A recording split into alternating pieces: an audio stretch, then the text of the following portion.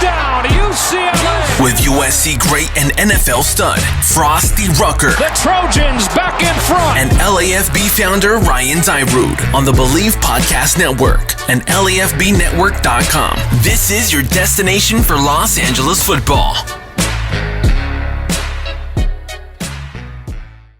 What is up, Los Angeles? Happy New Year. We are ushering in a new year. I'm sure a lot of people are very excited for that to leave 2020 and enter 2021. Welcome into the LA Football Podcast. We have a loaded show to end the year. 3 guests are joining Frostee and I, so looking forward to get into that. But first, Frostee Rucker, how you doing, man? I'm good, brother. I'm good. Happy New Year. A lot has transpired over the course of 2020, and I'm so excited for 2021. Yeah, it's been a year, to say the least. We don't need to get into it. Everyone knows everything. Some positives for myself, but a lot of negatives for a lot of people. But hey, we look at the glass half full. We move on, head into the year, and I think it's going to be a good one. I think it's one of the few years. I think every year everyone's like, all right, next year's going to be better than last year. And I think this is the year where that's absolutely 100% probably going to be the case for most people. On the spot, do you have any New Year's resolutions? Just to keep growing. I think that's the main thing with me every year. As the clock winds down to midnight, I reflect when I get to see some fireworks, and I reflect on the journey, right? The journey of what's all happened and growth of where I want to be and what I want to accomplish. And I usually set out a calendar, and I start putting things on the calendar, what days, by what month I want to get something accomplished. For the majority of my life, it had to do with football. Mm-hmm. It was just like my training. If we weren't going to the playoffs or if it's a playoff run, I always circled around February 4th or when Super Bowl day was, trying to get there. But it's just all a combination of growing and becoming better, a better version of myself, shedding my skin. Yeah, no, absolutely. Couldn't have said it better. And in every walks of life, and being a dad and being professional and whatever you do, I think that's a good approach to have, and I think I'll have that as well. So looking forward to it. It's fun. I didn't even realize, to be honest, I mean, this whole year has been like this anyway. Like, what day is it? And all of a sudden I'm about to jump on with you, and my wife's kind of getting ready for work, and she's like, all right, when I get home, do you want to go just get some champagne? We can like toast or something. I'm like, oh yeah, today's actually New Year's Eve. So crazy. I'm like, I guess I'm literally just gonna be at home with the daughter until the wife gets home. So I'm sure a lot of people will be doing the same. Not really the year to go out and party with everything going on. Right. No, just keep it mellow, man. Don't cause no static. Don't go out there shooting guns in the air and no stray bullets, nothing like that, you guys. Let's keep it calm. Let's reflect on what all happened all last year. I mean, It's been something, like you said earlier. We don't need to go into it, but let's take the positives out of it and lead on something like that. So Happy New Year to all our listeners and fans all over the world. Yep, absolutely. Happy New Year. Like I mentioned, we got a loaded show to end 2020 and enter into 2021.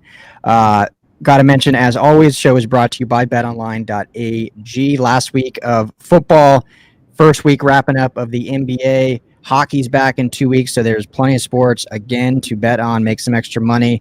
Maybe that's a New Year's resolution for people, actually win some money and pad those pockets or into those savings. So betonline.ag, great welcome bonuses. If you've listened to this show, as long as you have and still haven't signed up, you need to go do that. Super easy to do. Just betonline.ag.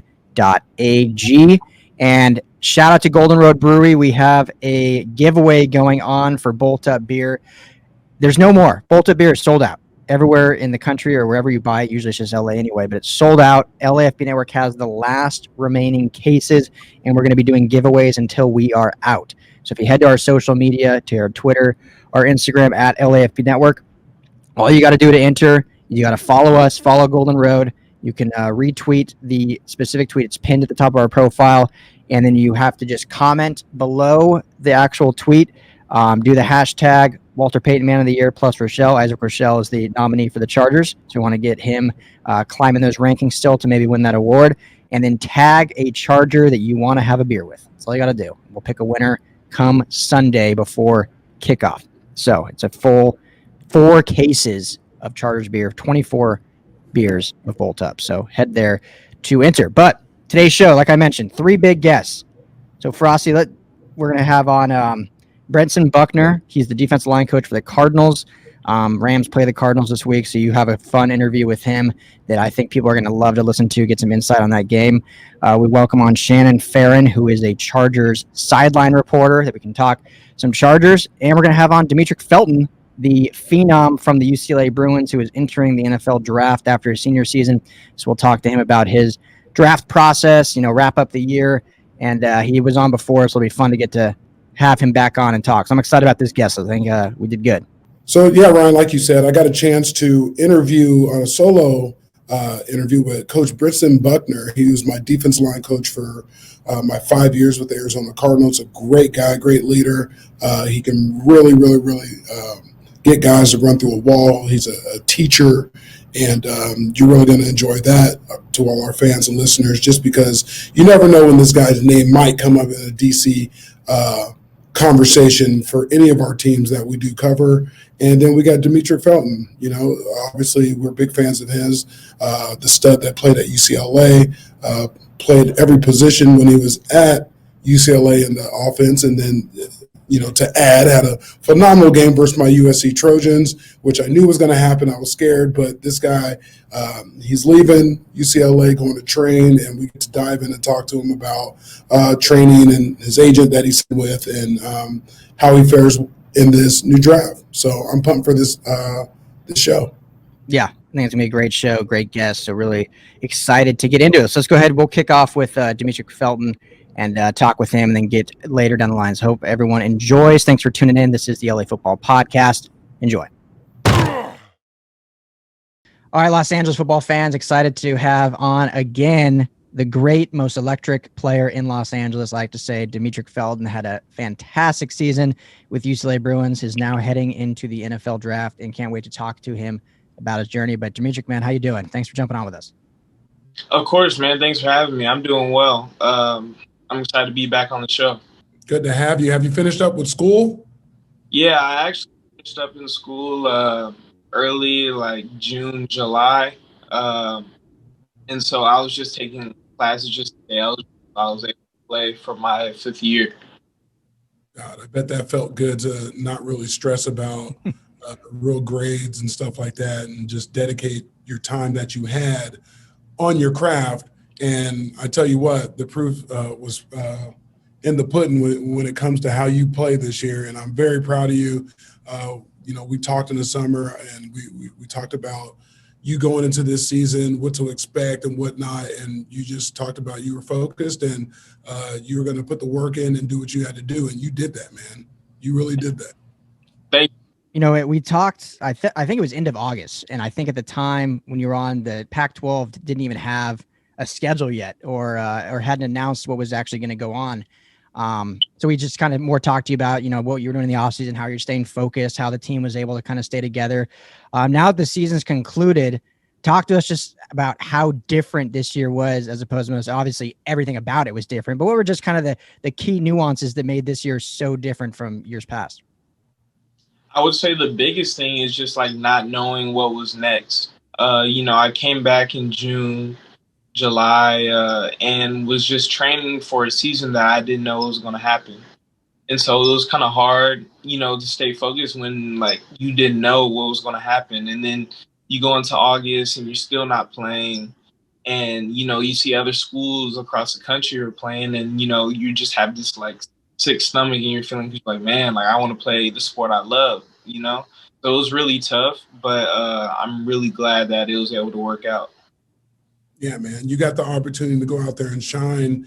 I felt like you and your teammates, let's not forget the guys that rallied behind you. You guys stood on the table, made it happen, got to play these games. And even each week during the season, it seemed like with COVID, certain teams weren't playing. This, that, and the other. There was all these obstacles that went through this season, and you stayed determined, and you guys finished the way you did. Obviously, I'm a USC guy, but I interviewed some of those guys, obviously all my buddies and stuff in the group chats. I told them, I was like, this kid is going to light us up at some point in this game. Watch out, and you did. And it was like bittersweet, because I was like, this guy's going to win it for him, and I'm sitting here patting him on the back, but I want my team to win. You made it tough for me, man, but I'm so proud of you. The way you focused and you just churned your butter to the cream rise to the top. You did it. So that's what I got. I'm just proud of you, man. I really am, for just getting over every obstacle and making it happen. No, I appreciate that, man. I appreciate it so much because it was tough, seeing games get canceled and not sure what would happen with COVID because people would pop up with positive tests randomly. But I'm proud of our guys because that wasn't the case with us. We were solely focused on getting better each day and practicing and being able to play. So yeah, it was just awesome to see. It was a very different year, but it was also really special and just seeing how focused all my teammates were on playing.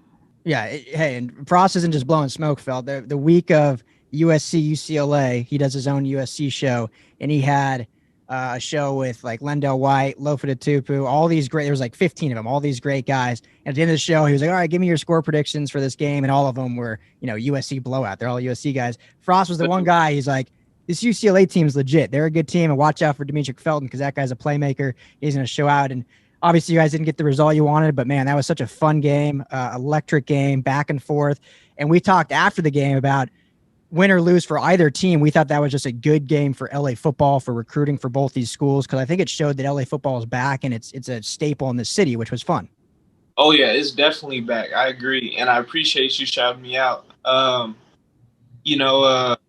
think UCLA football is on the rise right now, and we can only go upwards. We have a good group of guys coming back.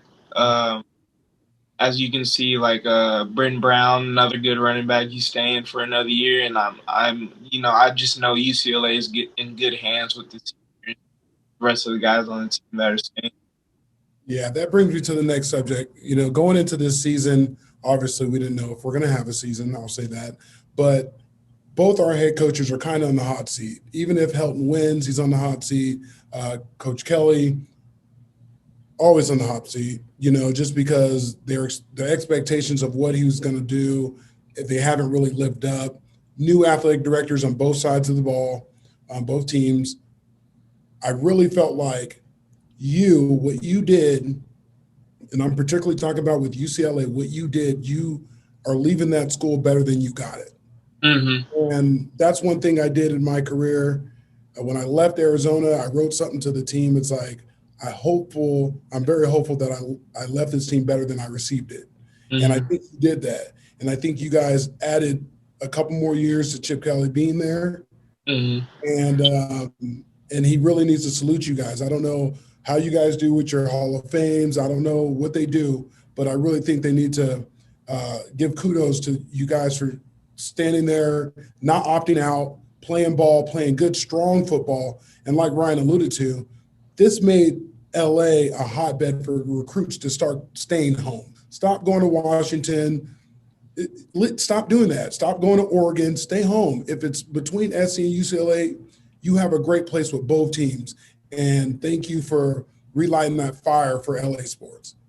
Man, I appreciate that. And I think it's just a testament to everyone who came before me who said just that leave wherever you go better than you found it. I just try to learn from the guys in front of me, and that's what anyone who is my age or just a younger player in a program should do. And so I was just, listening to the guys ahead of me and trying to do what they did and just instill everything that my dad, my coaches have all taught me, and being a high character guy and working hard every day.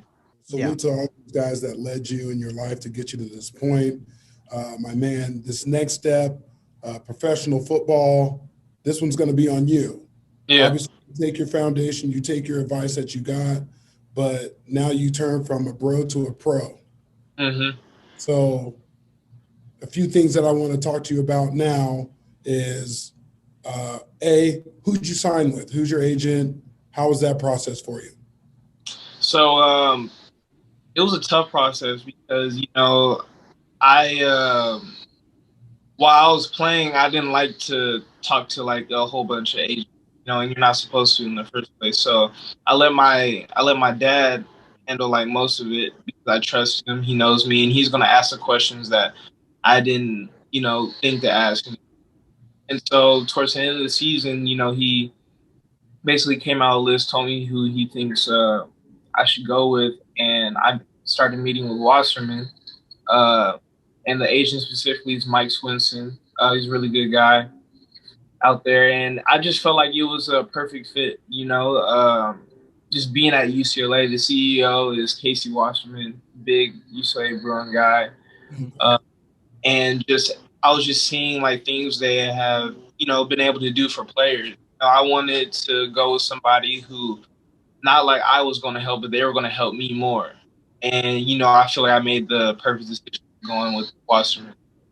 Okay, just remember, you are the product. Yeah. Obviously, I've been in your shoes when we don't have a lot of experience in this, going to this next level. How do you sign with a financial advisor, an agent? Obviously, you have a great father that is guiding you in these things. Just remember, you're the product, and this whole thing goes off you. Yeah. So you're taking care of your body, you're taking care of your eating and everything. Remember, you are the business, and they're only an asset to you. Because I know me personally, I like to view people that I work with. They don't really work for me. I work with them. Like my agent I work with them. I don't like saying like I'm right here, you're here. But just remember, the product has to be on point from you. So keep that same mind frame, stay focused. And the one thing I could tell my younger self today, if I had a chance to, I would say, in general, it can wait. And you can put "it can wait" in front of anything. Yeah. Okay. We don't need to discuss it, but it can wait. If you got goals that you're trying to attain, right? So remember that to stay focused. Where are you going to be training at? I'm going to Tampa, Florida. I actually leave tomorrow morning. Okay. Train with Yo Murphy. I love Yo Murphy. I trained with him. Really? That's awesome. In the water. Yeah. That's great. Yeah, so I met with him. I liked what he had to say. I like his training. I saw the past guys he's trained, and I think it'll be a good fit for me. Absolutely. I agree. Absolutely. Because I was going to ask, because a lot of guys, they do Florida, they do Arizona. Hell, you can stay at school around people that know your body, the trainers and all that. You can stay there. But Bill Murphy, I sign off on that. I trained with him. I trained with Brett Fisher in Arizona. Later on down your line, if you depending on where you want to live after you get drafted and all that, there's options for you. But Yo Murphy, I definitely sign approval for that. He's a great guy. Yeah, that's what I hear. Everyone says that about him. And, I'm also going to be, because at the Senior Bowl, they have me playing slot receiver. Wow. And, I'm hoping I'm able to do both that and running back, because I feel but he has me getting some receiver training from Randy Moss. And I know it's like different body types, but like who doesn't want to probably the best receiver of all time. So, that's another awesome thing, and I'm just really excited about it. Yeah, man. And Yo, he was a receiver himself. Mm-hmm. Yeah, so, yeah, you're in good hands there, man. And, young brother, I wish you the best of luck when it comes to that. Take care of yourself. God, I'm excited for you. I'm excited where you end up. I'm excited the impact you're going to make. Where do you see yourself falling round-wise? A team, anything? What are you seeing? I mean, I'm not sure, like really, like what round. I mean, I hear things. My agent tells me the second round, or like whatever. But I feel like wherever I'm taken, I'm just happy to get the opportunity, and I'm gonna make the best of it. So I'm trying not to really like worry about it. I'm just trying to prepare myself the best I can. And I hope that, the teams out there see that I'm a hard worker and I can really help their team out. Who's coaching Senior Bowl? I don't know yet. Okay. Yeah, I don't know if they've announced it either, but the season's not over, so I guess they haven't announced that, right?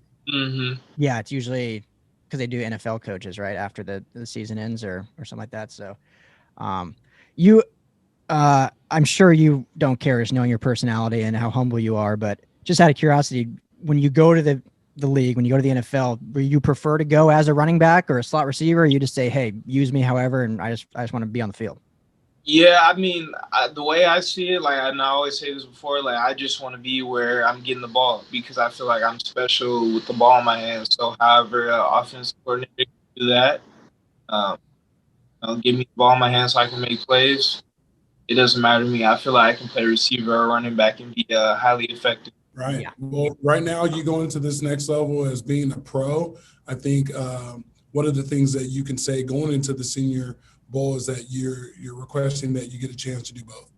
Mm-hmm. Because the worth on that, because you can obviously opt out and not play it, right? Mm-hmm. So the chance, if you're invited, you're going, say, I would love to show you guys I can run the rock. Yep, exactly.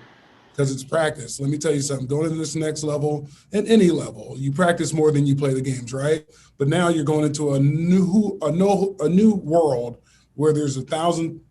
I mean, with COVID, I don't know how they're going to do this, right? Because this is the place where all the coaches, GMs, presidents, they all show up because you guys are the cream of the crop. Yeah. So now it's going to be something unique, but you practice is the game days. Because they're not really counting your stats in the game, even though if you make a play, it counts. But how you size up versus your competition and your one-on-ones, right? They're following you around. Now you're on the clock. I mean, they're paying attention how you work out, how you do your meetings. So be yourself in your meetings. You don't have to be any other person. They want to know you because they're going to be making a selection on you. They already know how you are as a football player, but don't sugarcoat anything. Be you. And you're humble enough. You got a good head on your shoulders. Stay the way you are. And, brother, you're going to do great. Thank you, man. I really appreciate that so much. 100%. You didn't know you were getting a seminar today, did you? No, but, I love it, man. This is stuff I love to hear, and I love to learn from people. So, like, I'm glad that you're sharing all this. Yeah, man, you're in a good position. I wish I would have had a couple more people to share these trials and tribulations with me and things to just make sure it expedites the performance for me and, relieves stress and lets you just go perform. And I think if you get to the point now that you're humble enough to know you're happy for the opportunity, but you also need to know you deserve to be there. And once you get that and that thick skin comes, you can take anything a media person says. If you're short, this, that, it doesn't matter. When you get the rock, you know what time it is. Because I'm hearing that stuff, saying, oh, he's too small, he's too this, he can't run, take carries. I hear all the time, and it just, it used to affect me a lot, but now I just laugh at it, and it just makes me excited because I know what I'm capable of. And I know that I'm just going to continue to prove people wrong and show people that I can be a great football player. Yeah. They must not have been watching when you had 34 carries and 280 yards on the ground, right? I think you proved that wrong. So, and Frost coached the NFLPA ball last year, so he knows what he's talking about too. So take that. But, dude, man, I'm so excited for. I loved watching you these last few years at UCLA. I thought you balled out this year and really showed out and skyrocketed your draft stock. And we can't wait to see where you go. So, man, just keep grinding, stay healthy. We wish you nothing but the best of luck. Don't forget about us when you're big time. Hopefully, we'll stay in touch and keep chatting. Of course not. Hopefully I'll be able to come on the show after I get drafted. Oh, absolutely. Love to have you. Love to host you for one of those first interviews. Dimitri, one thing before we go, tell our fans, our listeners, and all LA football, who are some guys at UCLA that we should be circling and watching out for?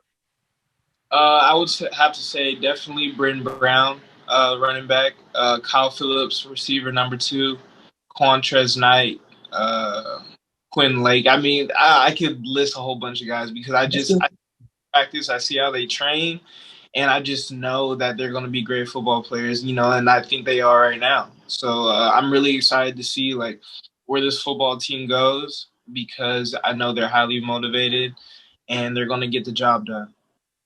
Sounds good to me. You heard that, guys. Dmitri Felton.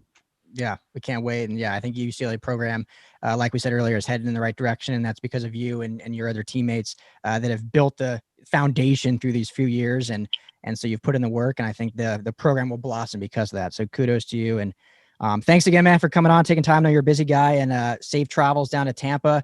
Have a happy New Year. It's New Year's Eve. So, blessed 2021 for you. And we'll definitely be in touch, man. So thanks so much. Of course. Thank you, guys. All love, brother. Happy New Year. All right, man. Dmitri Felton. Love that kid. I love all the gems or diamonds, as you say, that you laid on him. And I think this guy has a super bright future, and excited to see this process, as weird as it's going to be this year. But it's process nonetheless, and I'm excited to see where he lands. Yeah, man. And he has a good opportunity with a lot of coaches out there, offensive coordinators that do, bubble screens and all this stuff that lets guys get on space, and he's a guy obviously that can run the rock, but he can catch the ball. And like he said, going to the Senior Bowl, they want him to start at slot and move around, but he's familiar with all this because that's what he did at UCLA. So I just see his stock rising as soon as he gets to Mobile, Alabama, watching him practice and compete versus the best of the best.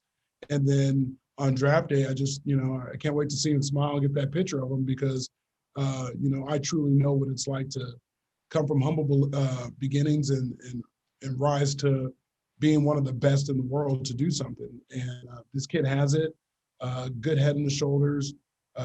Shout out to the coaches at UCLA that been there and helped him mature as a football player. I know Deshaun Foster is the running back coach, went to my high school a long time. I'm a big fan of his.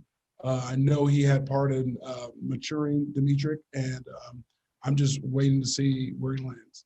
Yeah, super excited. And, when you are his size, I'm not saying as a criticism, but when you are a smaller guy, I think it's good to not be pigeonholed and be able to be that kind of Swiss Army knife. They can play all over, whether it's the slot, whether it is in the backfield. I mean, you see guys like Phillip Lindsay, who's a small running back, or you see receivers like Tyreek Hill, who's a small guy. So there's a place for him in this league, and he's a dynamic guy with the football in his hands. And I think he'll be great. I'd love if he can get drafted by the Rams. I think he would fit so good in Sean McVay's system and be a weapon. The Rams don't have a burner. That's what we've been talking about a lot, is that's like the lacking piece of this offense is that guy that can break open the game. And Felton is that type of player. So, I mean, not saying he'll be there for the Rams, but the Rams' first pick is in the second round. I don't know if they'll go playmaker again like they did last year, but he's certainly a guy that I think would be great in this roster with their first pick in the second round. That could be fun to watch.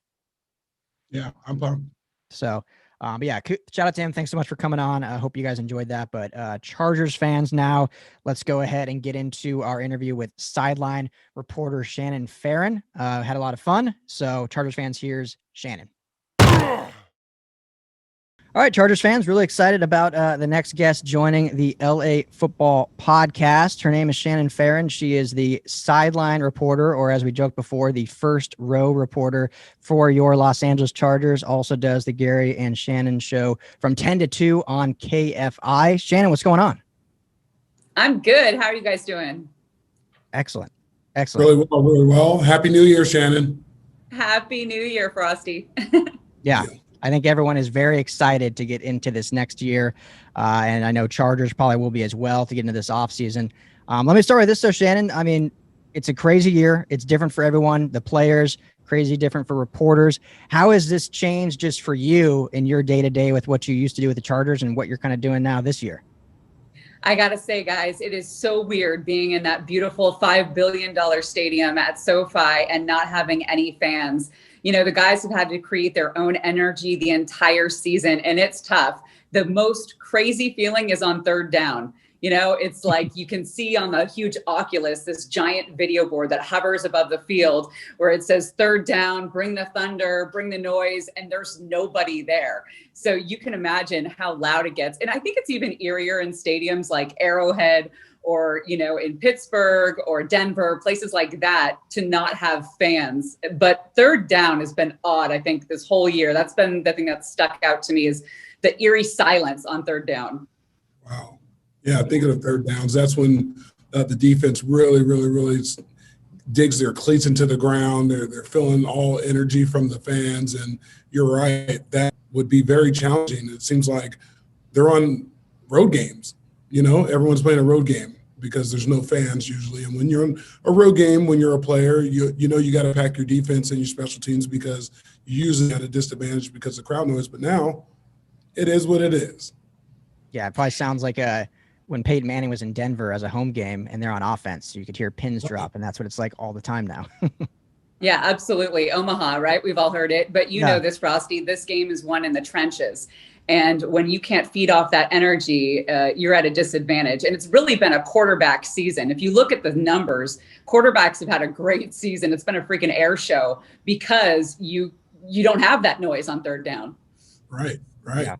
Makes sense. What's it? I mean, obviously you just mostly spoke about it, but I know at home watching, they typically, pump in noise for the broadcast. So it kind of sounds normal, at least for us. I remember the game last weekend, the first half, I don't know if there was a technical error or what. You were probably at the games, you didn't notice, but they didn't do that. So we were hearing kind of what you were hearing. Can you hear like everything going on in the huddle, guys talking trash, or is it far enough away where you don't pick up all that? Cause I think that'd be somewhat cool to hear them, like all the trash talking going on. You cannot hear in the huddle. You can hear sometimes if guys are vocal on the field. You can hear some of that if they're loud. You can hear a lot of offensive line coaching. I'll say coaching. Words I can't repeat on this podcast. You can repeat it on this podcast. It's probably not on your radio show, but here you can say whatever you want. But yeah, it is kind of cool. I am hearing more, but I'm used to being right there, shoulder to shoulder with the team, so I am further removed, although it is quieter. You don't really pick up as much. Do you feel a lot safer not knowing that potentially someone's going to run off the field and like crush you? Because I see so many oh my God, you're not kidding. And just getting you are not kidding. I'm quick to step away, probably very quick, because I learned, I think a couple seasons ago when I had a minor collision with a guy and he was just simply walking, he was just like strolling along and it's like a truck hits you. So if the action gets close to me on the sideline, I'm about 10 yards away from it at all times. I actually get made fun of for running away from a play too quickly. No, don't let them do that to you because you're doing it right, because I ran away a lot and I was in shoulder pads, helmets, and all the gear, because no one was unwanted car accidents. Yeah, just totally. And you don't have the pads on, so a little you would take a bigger brunt of the hit. So let's talk a little bit about the Chargers. Obviously disappointing season overall, but they've won 3 straight. What have been your evaluation? I guess the hot topic in LA and with this team is obviously the coaching staff with Anthony Lynn. And I don't know how close you've been in there, if you've been in the locker room or whatnot, but just what's your evaluation of how this coaching staff has kind of turned things around and how you think they've done down the stretch with the criticism they've gotten throughout the year? Listen, I do work for the team, but I will admit there have been some clock management issues where everyone was left scratching their head on play calling, running the ball, on, I don't want to even get into it. I get too upset talking about it. Yeah. But, the hot topic really, though, has been Justin Herbert. And here's the thing about coaching, though, just to get back to it. Everyone loves Anthony Lynn. Everyone loves Coach Lynn. The players want to play for him. He's a great guy. Mm-hmm. He's smart. He understands. He's a player's coach. He's wonderful. Nobody will tell you anything different.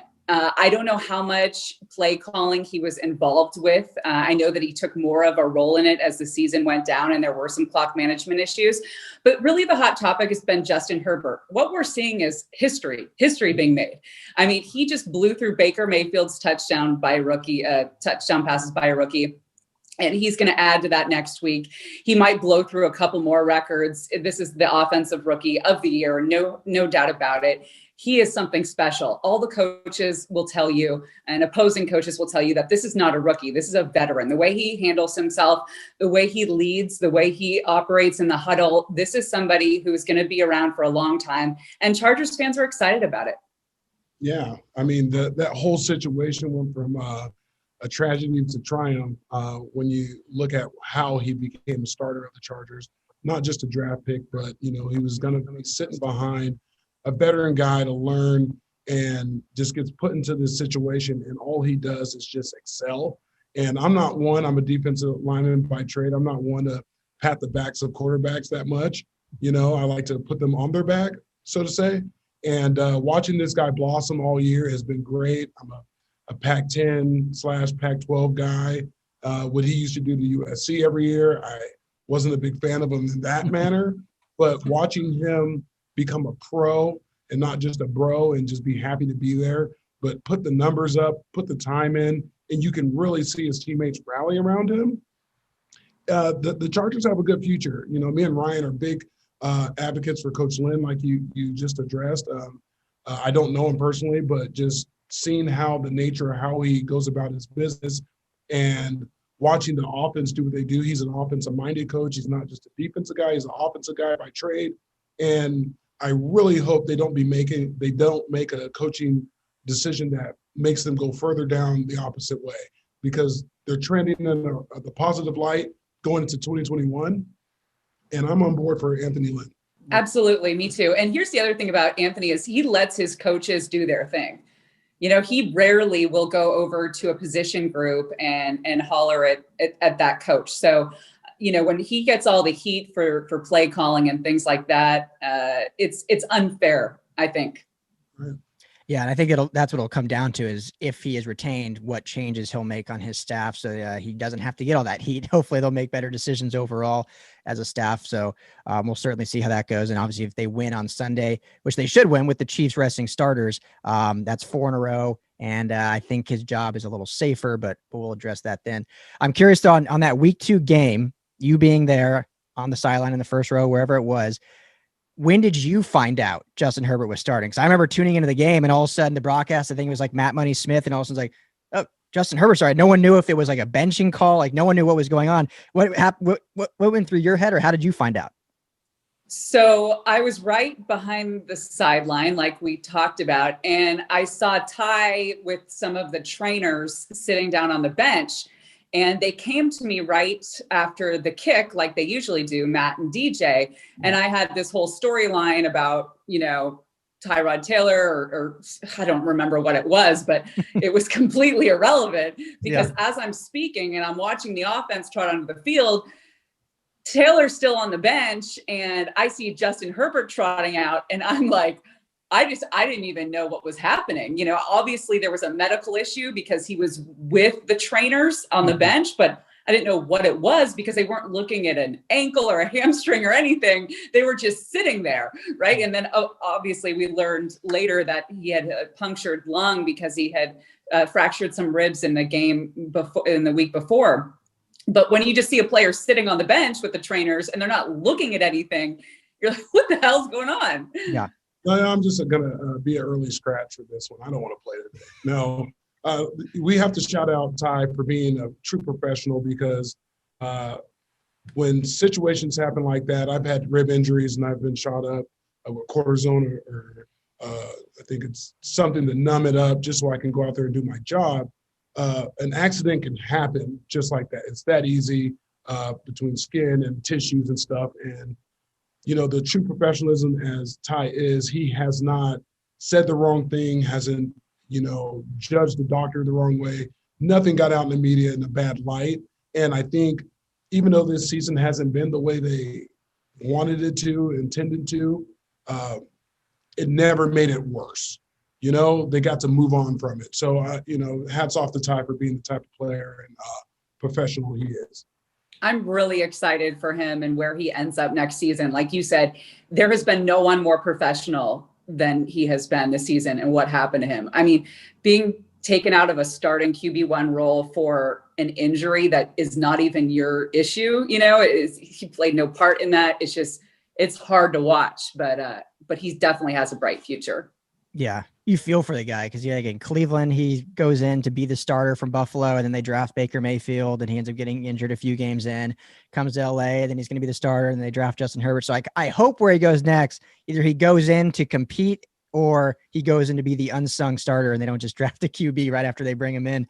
But yeah, it just seems like an awesome guy and a leader, and seeing him like on Hard Knocks and stuff like that, just what he puts in, the work he puts in, I think is a true testament of his character. So Shannon, let's get you out of here on this. Really appreciate you coming on the show, joining us. It's been awesome chatting with you and getting to know you a little bit as we built up to this and watching you throughout the season. You do great work. So appreciate you with that. But how do you think the Chargers end this? Do you think they end with a win in the offseason on a high note? And then do you personally, I don't know how much you can say being with the team, but do you personally think we see them run it back with this staff, or do you think they maybe make some changes? I think that you're going to see some changes. I think Anthony will be back. I think that they beat the Chiefs next week. That means that they just swept through the AFC West for the first time since, I don't know, 2013, something like that, after beating the Raiders in prime time. And wow, does Justin Herbert shine in prime time? I mean, those numbers that he put up in Monday Night Football and Thursday Night Football were incredible. But they beat the Raiders in prime time, then they beat the Broncos, and then they end beating the Chiefs. I know it's Mahomes' list, but that would be some. I don't know about momentum. You know, Frostee, you know more about me than about momentum that you carry into the next season, but ending that way would be incredible, and I think it would do a lot for the morale in that locker room. Yeah, Shannon, we've talked about it a bunch of times on here. This last stretch, because they went on a stretch where they were getting some losses. Obviously, early in the season, they were losing by 1 point, last seconds, this, that, and the other. And we talked about it. It was like their pride and their ego has to be going towards, if they want to be a Charger next year, if the name on the back of their jersey means something, it's how they're going to finish the season. And it's really going to take or tell a tale on how Coach Lynn is. If these guys really support him, they work hard for him, because no one's bashing each other in the media. You got to wonder what was going on when they're taking these losses, but it's how they're going to finish this off. And they're doing exactly what me and Ryan alluded to. I know, we're not gurus or geniuses when it comes to this stuff, and we're just guys. But honestly, when you really look at it, I feel like the amount of work they put in to end this thing off is really going to propel them for next year. And it's going to go into this energy, is going to go into how they draft. It's going to go into how they get their free agents, because they're starting a culture there. And that's one thing you want to do. You want to be glued to your head coach, and you want to start a culture. And I think they're doing that. And if it's necessary that they keep Coach Lynn in place, they got their quarterback, they got the energy, and watch out, Chargers. Yep. Yeah. We'll see. It's going to be fun to see how it ends up and what the offseason holds. But I think we're all kind of in agreement there. So Shannon Farren, sideline reporter for the Chargers. She does the Gary and Shannon show on KFI 10 to 2. Thank you so much. Appreciate you. Please continue to stay safe, and Happy New Year. Have a great New Year's Eve, and hopefully a better 2021. Thanks, guys. Nice to meet you. Take care. Happy New Year. All right, cool. Yeah. Thanks to Shannon. That was fun. I remember after she started talking about it, I do remember that instance of when she was going to tell a story about Dyrud in that first home game at SoFi. And then all of a sudden it's like, well, Justin Herbert, I remember that actually happening. It was kind of just like, she almost like joke, like, I had a story for you, but I guess we're going to find out what's going on the sidelines, and we'll get back to you. So true professional, because that's definitely a curveball thrown at you when you prep for something and that big change happens. Yeah. I mean, everyone has to adapt, and, you could really get personal with a lot of people involved in any industry, but our industry especially, how these players and coaches adapted, but everyone's affected. So kudos for everyone in the NFL that's put on a good season and gave the fans something that they really needed. We needed entertainment. They figured it out. These guys have been tested every single day. It seems like multiple times, coaches, trainers, people haven't been at work. They're doing Zoom calls like we are. So hats off for the NFL and the players union for being able to come together and get this going, because now on the other side of this, I'm a fan, and I'm really enjoying being able to watch on Sundays, Mondays, Thursdays, and even Saturdays. Yeah. I know, Saturdays and some Wednesdays and Tuesdays. Yeah, it's just been all over. We had football every day, so it'll be more interesting next year when it's more back to normal. But it's been a fun year and fun covering it. So kudos to her. Thanks for coming on. But I'm excited for this next interview, Frosty. You do it with your former coach. We previewed it right in the beginning of the show. Coach Buckner, who I know you think has a really bright future and could be a DC. I wasn't able to join you, unfortunately, but I know you did a great job. So excited to listen to this. Hopefully you are all too. Here is Frostee's chat with Coach Buckner of the Cardinals, previewing Rams Cardinals. All right, today's guest, we got my coach, my favorite coach, Coach Brentson Buckner, Coach Buck 100, as I like to call him, the defensive line coach for the Arizona Cardinals, a guy that is more than a coach, a friend. Coach, what's popping? Shooting that much, man. This time of year, trying to make this December football mean something. Yeah, I heard that. I remember many, many, many moons ago. Well, not too long ago. I'm a liar. But playing that December football, doing that last push, trying to get in the playoffs, your body not feeling too good, everybody moping around, but, that inner fight in you keeps you going. And, you guys got a big one this week, the Rams. It's win or die for both of you guys. So what is something you're telling your guys this week? I'm telling the guys, opportunities like this don't come along a lot in your careers, and I use guys like Shaquille Spikes, who a Hall of Fame linebacker to me, never got a chance to play into a playoff game. And, when these opportunities come about, you got to draw from with inside. That why factor has to kick in, because you're exactly right. Your body don't feel right this time of year. You sore, especially in this COVID year, you just really been in football jail almost, where it's football and nothing outside. So you got to draw from within, and these are the memories that you live upon. Right. You've played on playoff teams. Those are memories that come to your mind, even though you had some great seasons with other guys. But that playoff football are the memories that gets burnt in your brain and guys talk about. So I just tell them, just draw near, because really the regular season is really just a big 16-game preseason. The playoffs are the season you want to be in. Absolutely. There's 31 losers every year. There's only one winner, and they got that trophy.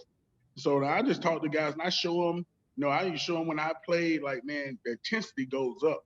That playoff, especially, you're the only game in the world, then the whole world tunes in.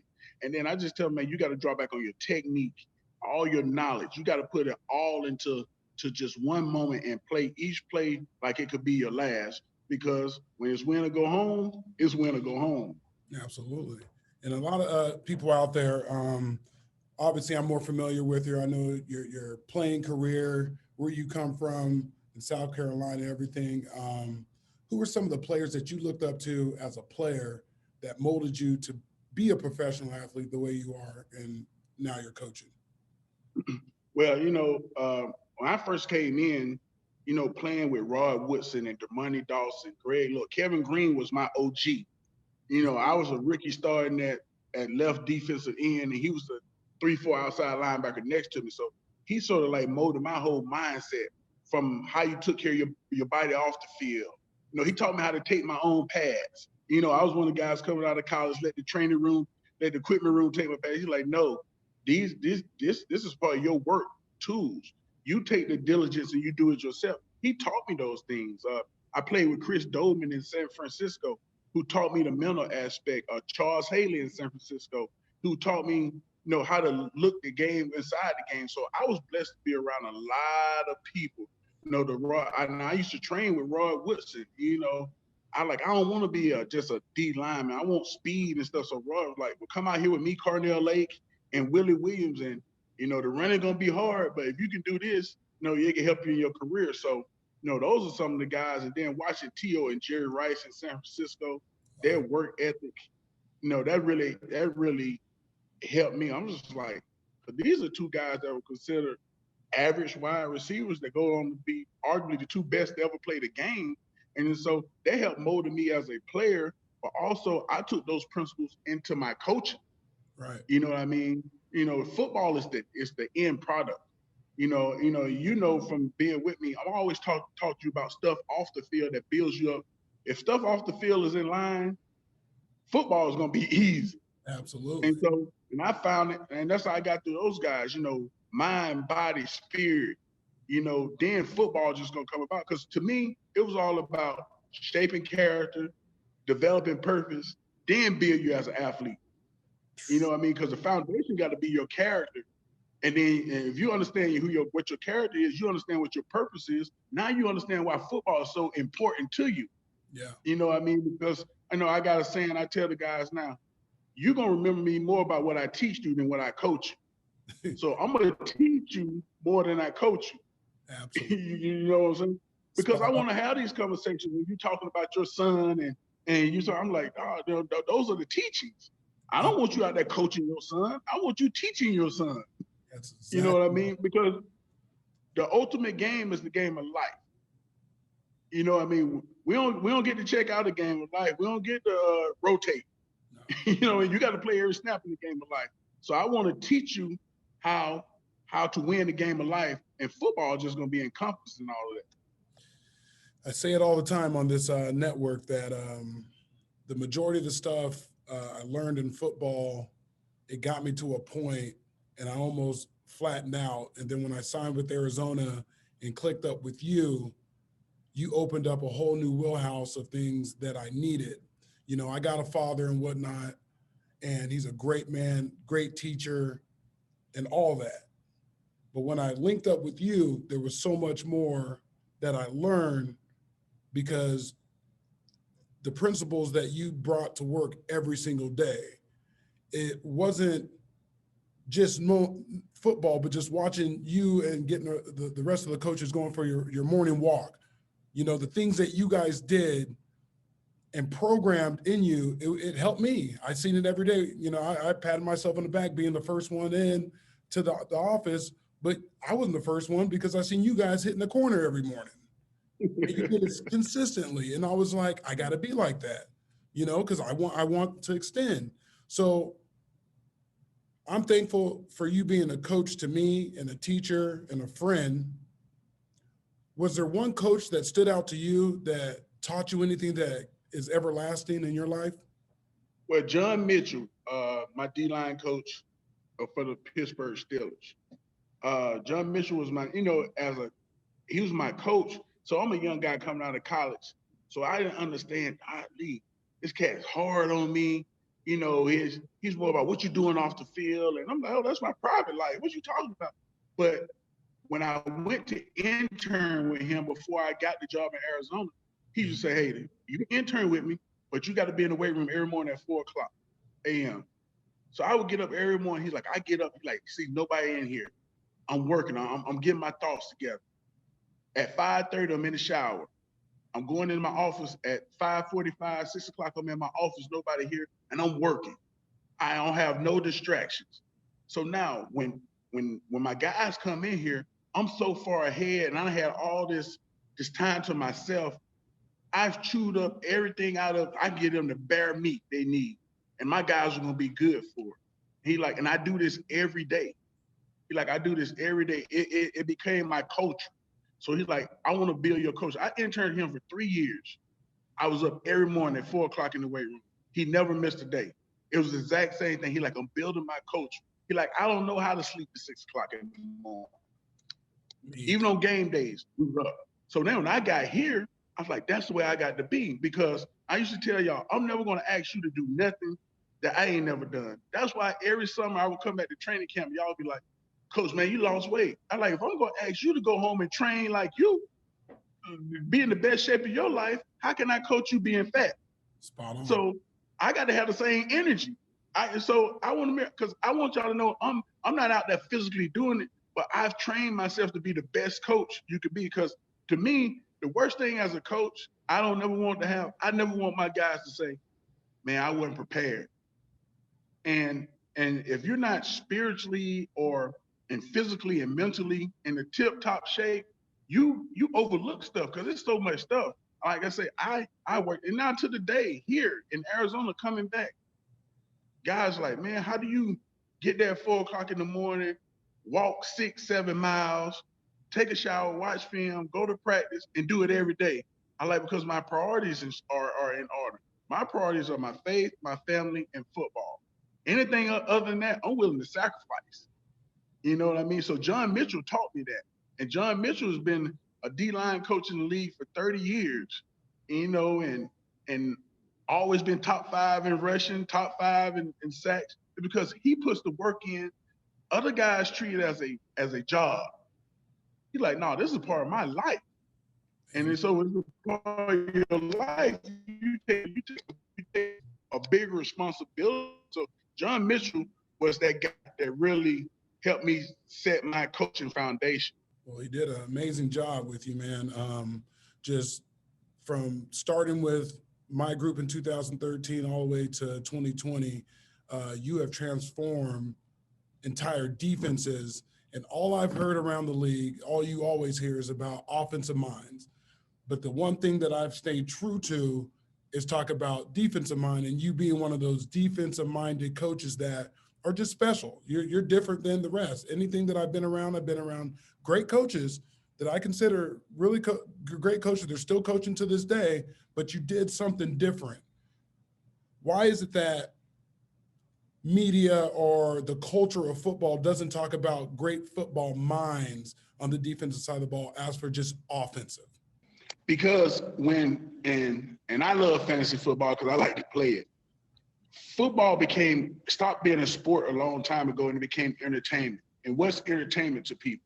You know, when I came into the league when I was growing up, what sold football was the knockout hits. You know, Sports Illustrated would show every year, you get a subscription, we're going to send you the 100 greatest hits.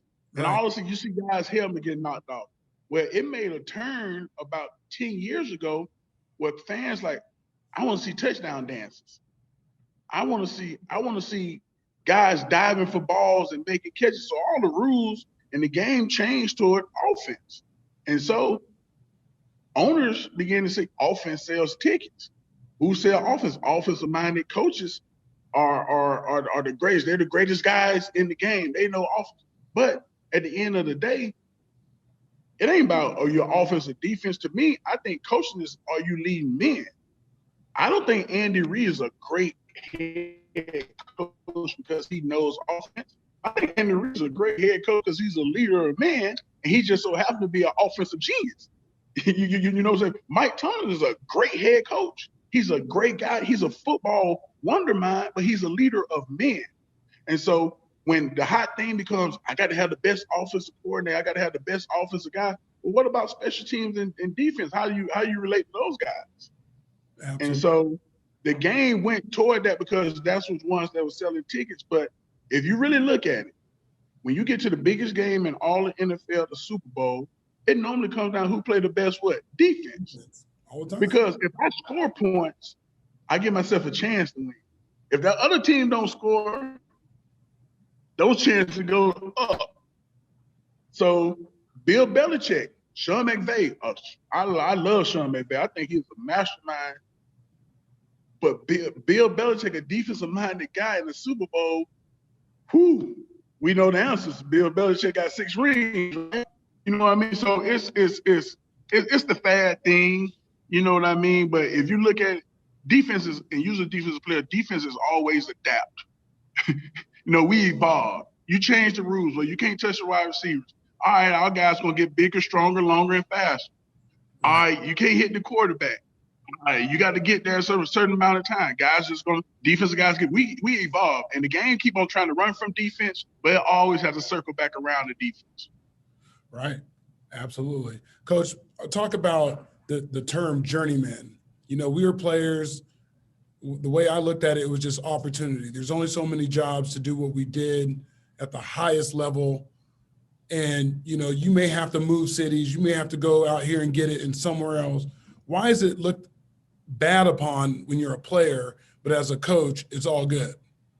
Well, you know, that comes around. I think the word journeyman comes around from somebody who's never played the game. And, you know, they needed a phrase to talk about a guy, you know, the new catchphrase. It's just like anything in business. If I work for one computer company and they're not doing good, and no one offers me more money, and I go over there and I work there, but then somebody see me there and offer me more money, is that guy considered a journeyman? No, journeymen to me, I think I like guys who can go to different places and still make a name for themselves. I told people I played for 4 teams. Me too. And you call me a journeyman, but I started at all 4 teams I went to. That says something about me. Oh yeah. And we can go to teams where, well, all right, this coach left and he gonna bring me. Which I left Pittsburgh at 3-4 and went to San Fran, who was a 4-3, coming off their 5th Super Bowl, and I started. You know what I mean? I went to Carolina, you know, from San Fran in the division, didn't know nobody, and I started. So journeyman to me is about, it didn't work out here. It's 32 teams. Mm-hmm. Everybody's trying to improve every year. One man trash is another man's treasure. Oh, I don't fit your plans here. I can fit these plans over here. I'm gonna go over here and make another name for myself. So, you know, so I think through the years, people just look at it because they think football's a fairy tale. Everybody makes $10 million a year, and everybody's gonna stay in for one team for 30 years. That don't happen. Ain't no People way. like Larry Fitzgeralds of the world, the Brian Youngs of the world don't come by. You know, Jerry Rice played on 4 different teams. Oh, he's a journeyman. He's the greatest football player of all time. No, San Fran, Oakland, Denver, and Seattle. Is he a journeyman?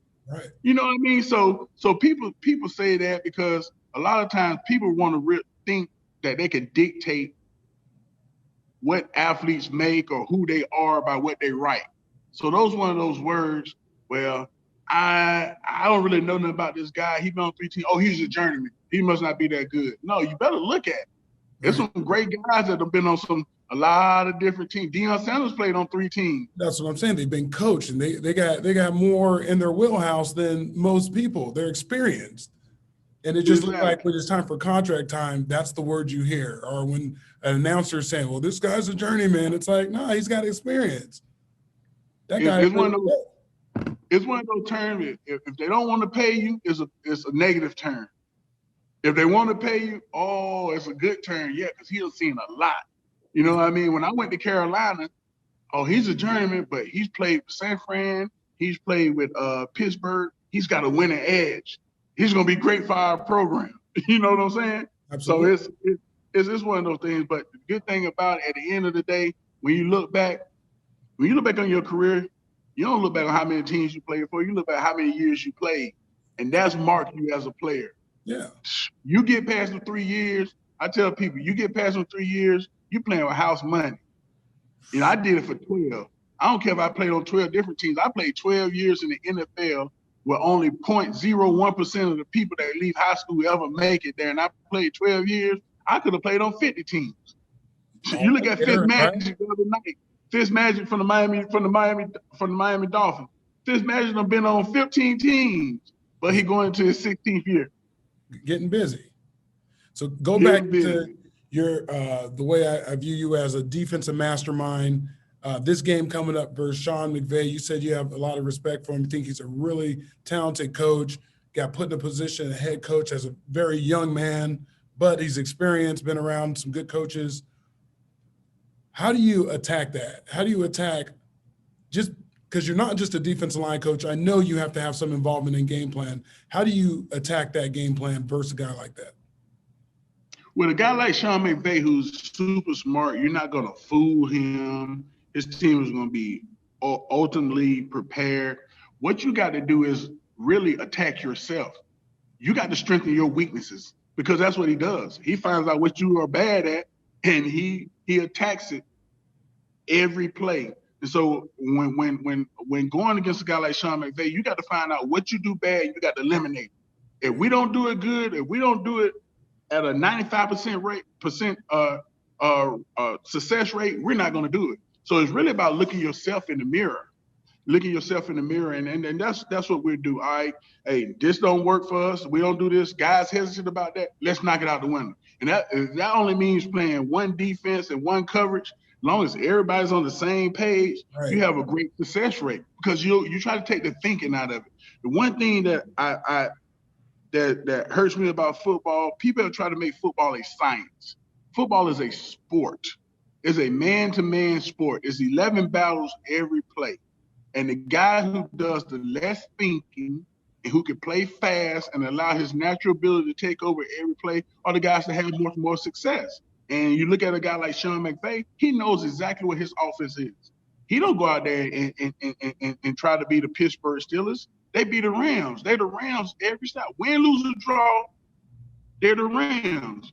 You know what I mean? They're gonna run you across the field. They're gonna run screens. They're gonna test your eyes. The quarterback's gonna move. The runs are gonna look like passes. The passes are gonna look like runs. So what you got to do during all that storm, you got to be still. Well, I know what we're gonna do. I know what, if I'm here, I know every block he's gonna give me. And I tell my guys, we're gonna line up in here. You know every block. Whoop that block every play. Absolutely. And now let's make it money. And that's what we're doing. We're trying to simplify it and just say, hey, guys, you got to go play, because he's going to make you play, because that's what great offensive-minded guys do. They make your guys have to be best at what they are, and that's what we try to do, allow our guys to be best at what they are. You do a great job at that. Coach, I want to talk to you real quick about the combine. Obviously, you're a player. You've been there to compete. You step on the other side of it. You're a coach.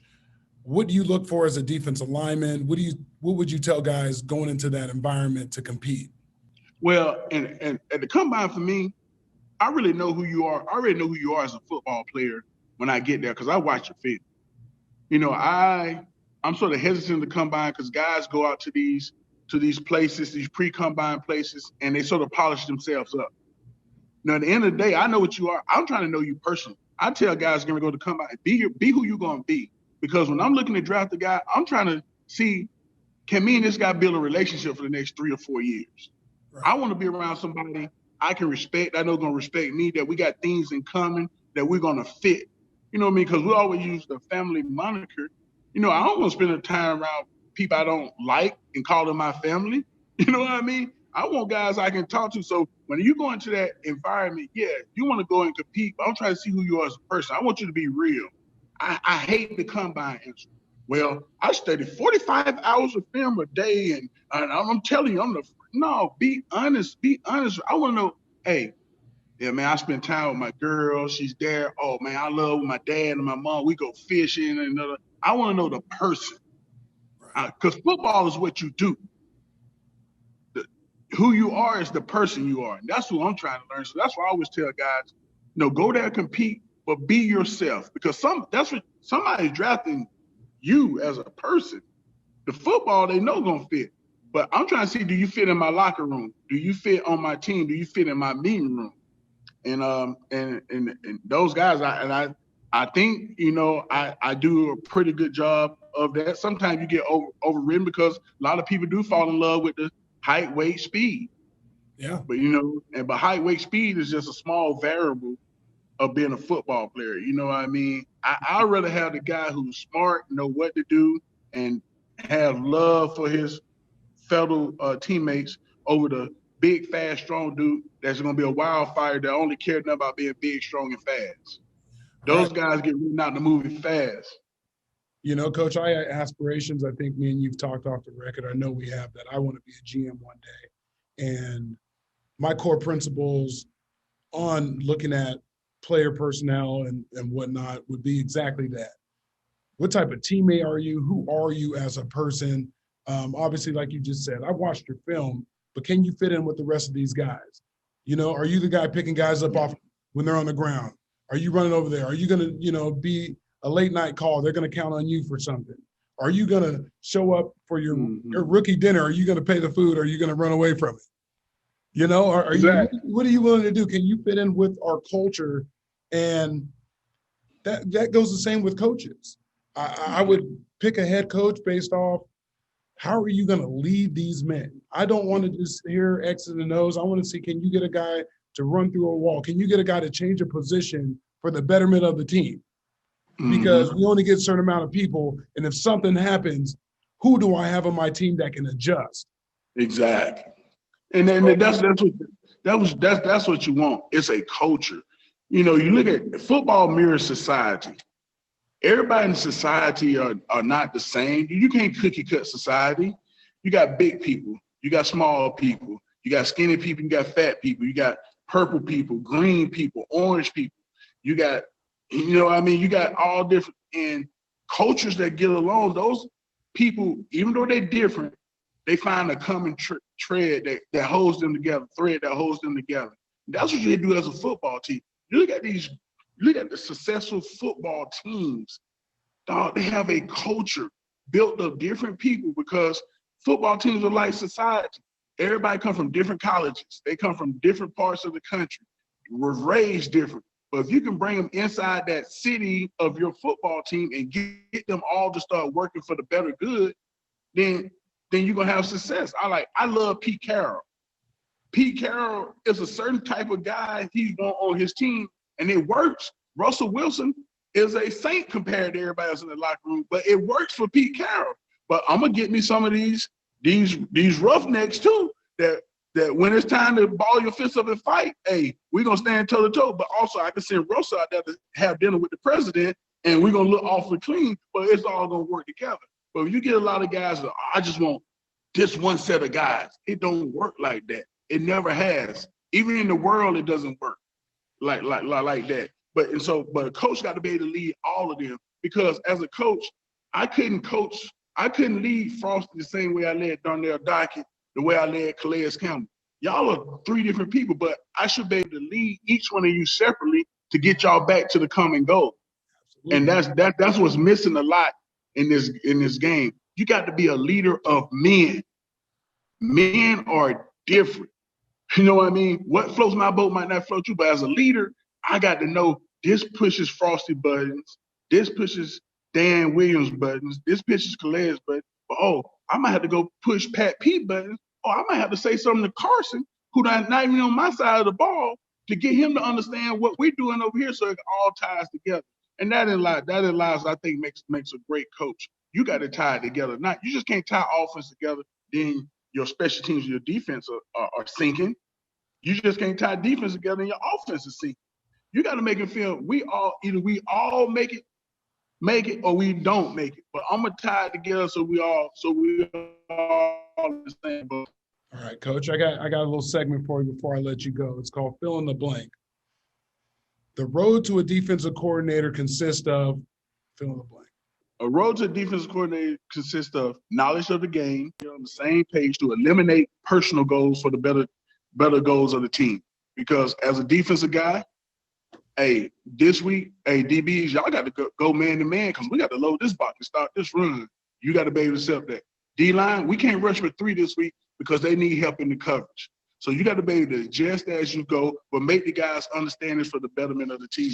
You, my friend, I hope someone calls you and elevates your status as a defensive coordinator in this league. Much respect to you.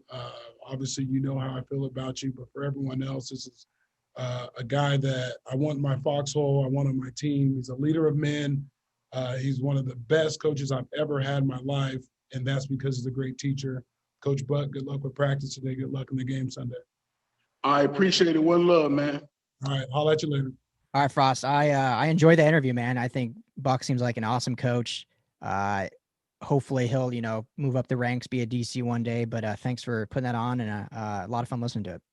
Yeah, man, he's an awesome guy. And, some of the things that stuck out to me that did when I played under him was his purpose and his principles. It's faith, family, and football. And when those things merge, you're onto something special. He led by example. He got to show us a videotape when I was playing for him about him doing it, because you got a lot of coaches that never played, great football minds, never played. So they tell you to do some stuff and you're like, that's freaking impossible. But he tells you to do something. He's like, oh, you don't think so? Watch this. And he can show the tape, and, and he can talk the crap with the best of them. But I'm telling you, if any NFL presidents are listening to this show, Brentson Buckner is a guy that you do want at the helm. I know you got to take your steps. For most coaches, they got to take their steps and go up the totem pole and be, position coach to the coordinator and all this. But you do see some guys coming from college and being head coaches in the NFL. You see it more so now than ever before. And this is a guy that's a good football mind. He would know how to put a staff together, and I trust him. And, my goals are to be a GM one day, and he's definitely high on my list of someone that I know will get the job done. There you go. Maybe it could be your first hire. That'd be kind of fun. That'd be cool. It might be. It might be. Love to see it. So, but yeah, that's a big game. I obviously wasn't in that interview, so I didn't get to talk about it. So just really briefly before I wrap up this show, kind of a must win for the Rams. They can still get into the playoffs with some help. I think they really just need a Bears loss. But a win and they're in. The hard thing is, though, no Jared Goff, no Darrell Henderson. Cooper Kupp just landed on the COVID list. Cam Akers is still questionable with his ankle injury. So you're starting out John Walford, who's never started a single game at quarterback.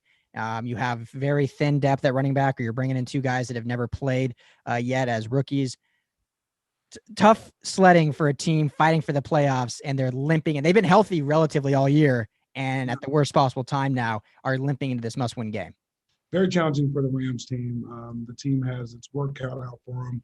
Obviously, you talked about the lingering issues they have for injuries across the board, and it is a win or go home. And the high hopes we've had for this team that could possibly be playing in the Super Bowl. And if they get in, I still think their chances are good because they can compete when getting these guys back from injury. Yep. But going into this last game of the season, and it's literally do or die, I can't wait to watch this matchup because on the opposite side of it, the Cardinals are in the same position. So this is going to be a slugfest. I'm going to see, I hope to see some fake field goals, some fake punts, whatever it takes to get this win. And, you know, it's going to be prone for some of the best watched football of the year.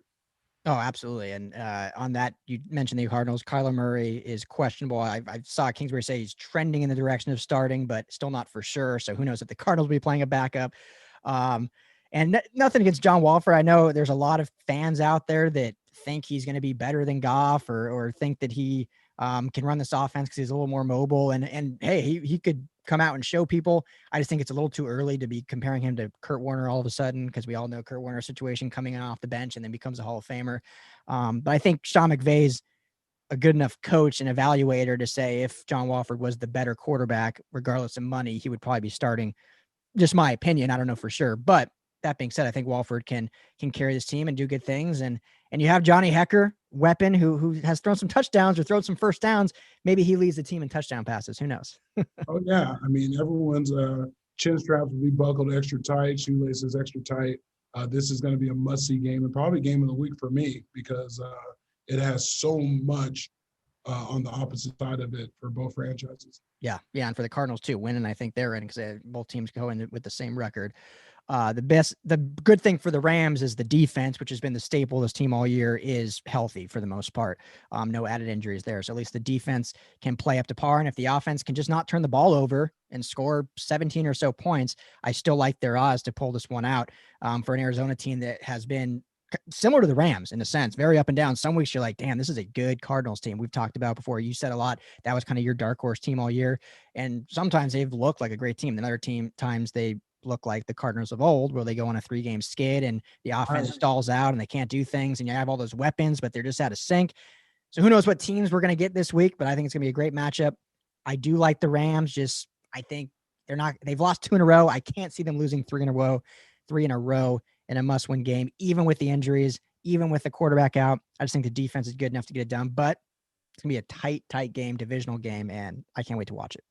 Yeah, big game for Robert Woods and Cooper on the opposite side. Big game for D-Hop, Larry Fitz. This is going to be a must-see game, like I keep saying. So stay tuned. Who do we got? We got betonline.ag.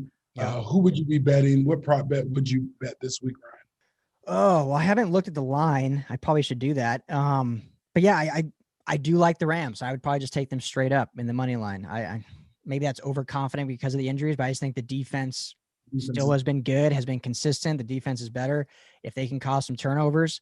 And if the offense just doesn't turn the ball over, which it's hard because we have no idea what we're getting with Wolford. I know we've seen like clips going around about some preseason throws he's made and his mobility when he was at Wake Forest, which is all great. But when you're in a must-win game, not preseason, playing against starters in this situation, all that kind of goes out the window. So we really don't know what we're going to get. But if he can just play relatively good and not turn the ball over, and then also, last thing I'll say is if Cam Akers plays, which he's still questionable, but if he plays, that'll be a huge boost. Because if not, you're having Malcolm Brown and 2 young guys that we haven't seen either running the ball. So I think if Cam Akers plays, that bodes well too. But I just like the defense too much to go against them. So I would take the money line on BetOnline. Definitely be a slugfest. Here's a nugget for you. The team that scores the least loses. Yeah? Is that how it works? I swear. Okay. Happens every time. That's good to know. Okay. There you go. So the team, whoever scores least on Sunday will be the loser.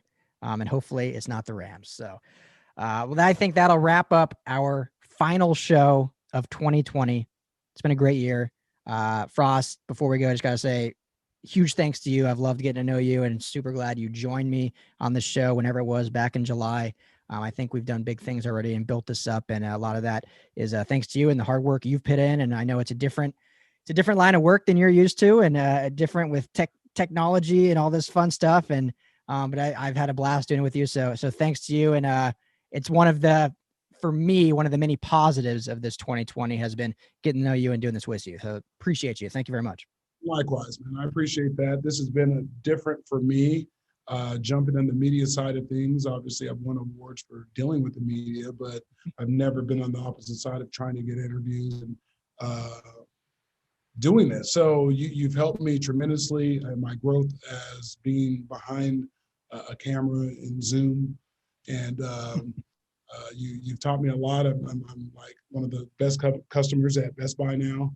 I got it down. So I'm thankful and grateful for your leadership. You do an excellent job. And I'm glad to be a part of the LA football family. Well, appreciate you. So thanks for that.